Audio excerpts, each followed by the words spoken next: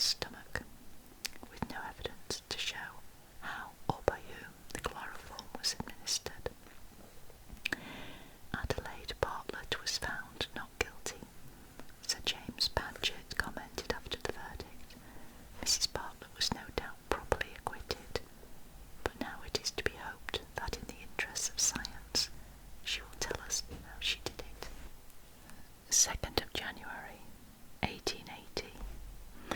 An inquest was held at Islington Coroner's Court, Holloway Road, concerning the death of Mika Boyce, 44, of 87 St. James Road, Holloway. Her death, according to her husband John, a journeyman butcher, had occurred after a fall down the stairs with a lamp in her hand. The fluid from the lamp set her clothes alight. Mrs. Boyce was taken to the Great Northern Hospital on Chelsea Road. Shortly before she died from her burns, she stated she had actually been hit on the head with a lamp by her husband. A small incised wound was found on her head, which may have been caused by the lamp or a fall. The jury returned the verdict that the deceased died from burns. But whether they were accidentally or otherwise inflicted, the evidence was insufficient to show.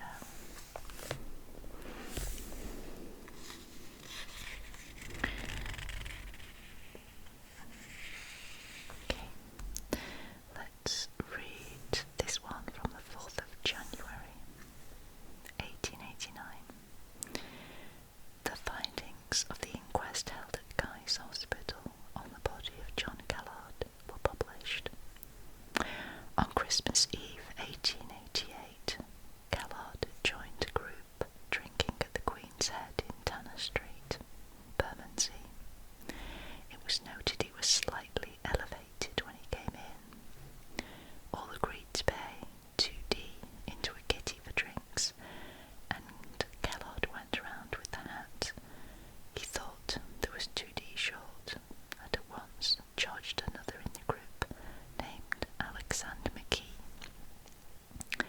with not having paid his contribution. There was a dispute.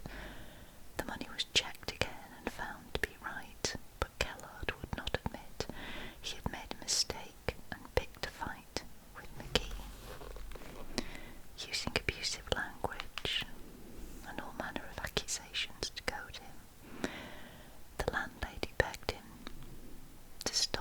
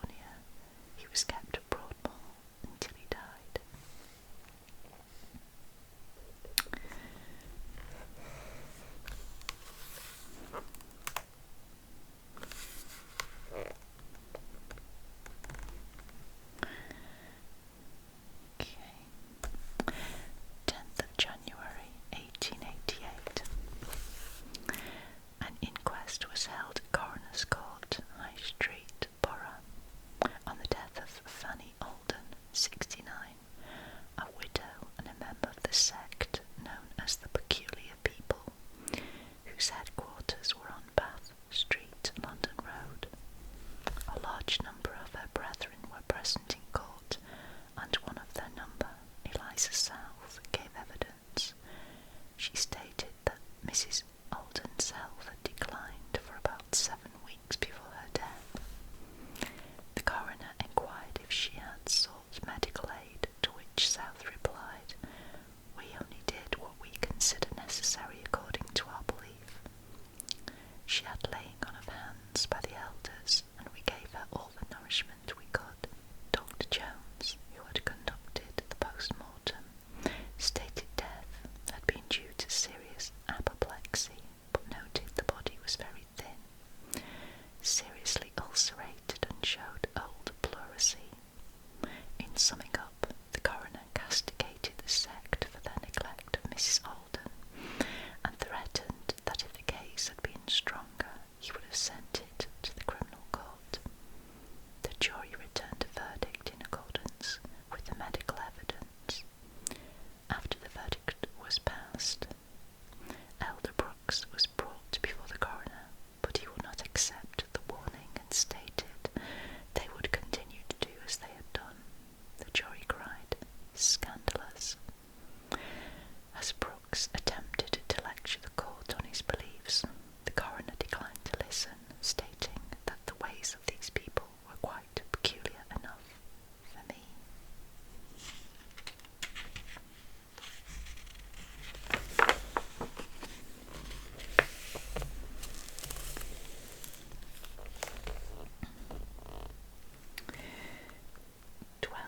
January 1889. An article in the Pall Mall Gazette names a George Hutchinson as a potential Ripper suspect. Here he is in this contemporary illustration. Hutchinson, a resident in the lunatic asylum in Elgin, Illinois, had escaped and killed a woman in Chicago. The mutilations he inflicted were said to be very similar to those inflicted on the Ripper victims. He was recaptured but escaped again in 1884 or 1885. Curiously, another George Hutchinson was acquainted with Mary Kelly before her murder, but did not come forward until after her inquest, claiming he was not aware of the murder. This explanation stretches credulity because the streets of the East End, packed with people for the Lord Mayor's procession, were alive with stories of this, the latest and most horrible of all the Ripper murders. His statement seemed contrived, and his detailed description of the last man seen with Mary has passed down the generations of Ripperologists as one of the best. Perhaps it was too good. Some modern Ripper authors suggest that it could just as easily be Hutchinson that was the Ripper, and that his description of the man was an attempt to deflect attention away from himself.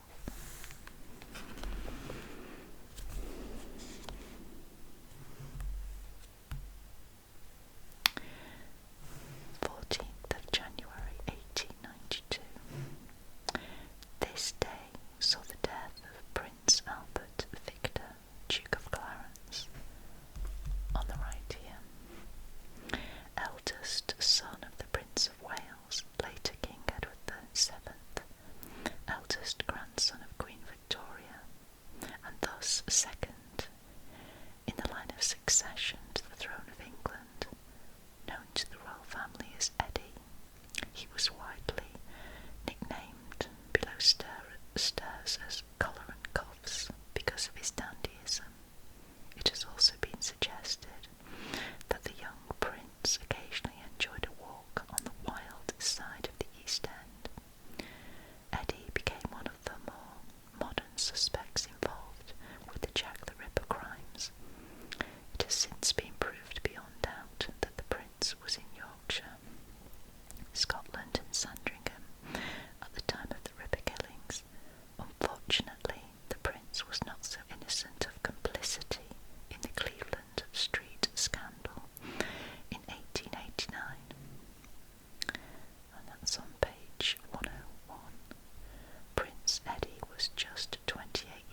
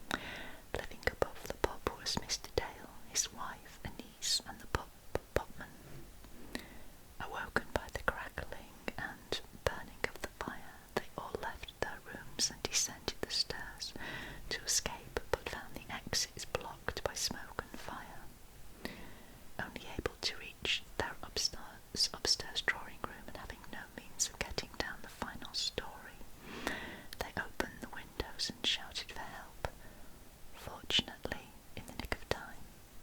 The quick-witted driver of an empty hansom cab ran his cab alongside the flaming building. A brave policeman clambered up and effected the rescue of the trapped people, to the cheers and applause of the gathering crowd. Now this little piece is about Holloway prison.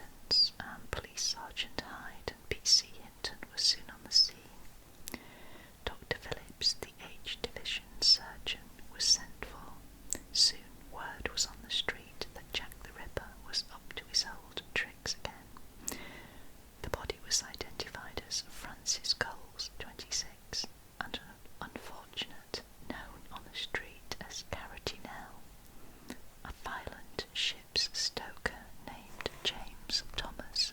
Tom Sadler was identified as a man who had been seen in the company of Coles for much of the 48 hours previous to her murder. Police soon had him in custody and felt they had the Whitechapel murderer. The case collapsed on grounds of faulty identification and Sadler was released.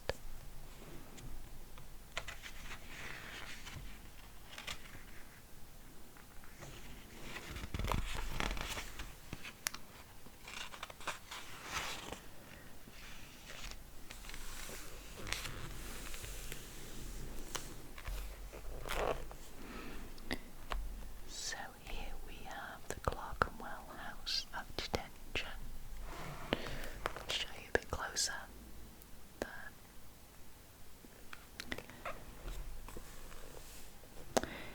This house of detention was opened at Clerkenwell in 1615 as a form of bridewell, that is to say, a person where mills, turns, carts and such like necessary implements would employ rogues and idlers in some activity designed to destroy criminal souls. During their incarceration, burnt down by prisoners in 1679, it was rebuilt shortly afterwards and enlarged in the mid-1770s as an overflow for Newgate prison. In 1780 it was set alight and its prisoners released by Gordon rioters. Rebuilding and major expansion works were carried out in 1818 and 1846, when its name was changed to the Clerkenwell House of Detention. Even in the mid-19th century, the house was described as a cramped, dank and horrible hole of misery. During this period, Clerkenwell was the busiest prison in London. Prisoners were mostly only held here for short periods pending trial, and with them were what could be best described as the flotsam of the penal system, that is, army deserters, dishonest cabmen, failed suicides and prisoners awaiting surety, moneys to bind prisoners to good behaviour, which could take poor families months to muster. Holding at capacity 240 prisoners, in its last 10 years an average of 7,000 prisoners passed through Clerkenwell cells a year. It is estimated